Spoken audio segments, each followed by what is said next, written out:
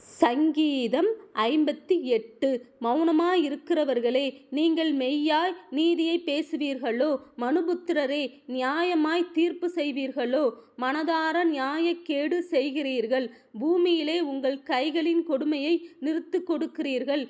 துன்மார்க்கர் கர்ப்பத்தில் உற்பவித்தது முதல் பேதலிக்கிறார்கள். தாயின் வயிற்றிலிருந்து பிறந்தது முதல் பொய் சொல்லி வழிதப்பி போகிறார்கள்.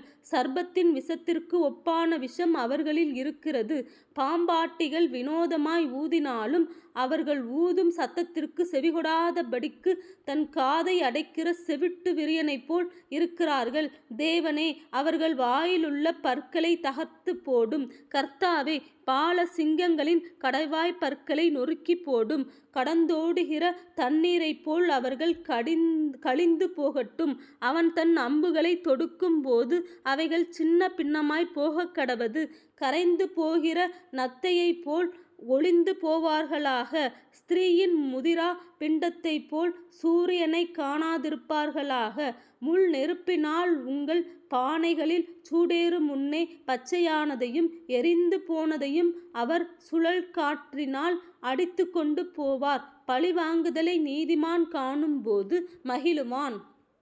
அவன் தன் பாதங்களை துன்மார்க்கனுடைய இரத்தத்திலே கழுவுவான். அப்பொழுது மெய்யாய் நீதிமானுக்கு பலன் உண்டென்றும் மெய்யாய் பூமியிலே நியாயஞ்செய்கிற தேவன் உண்டென்றும் மனுஷன் சொல்லுவான்.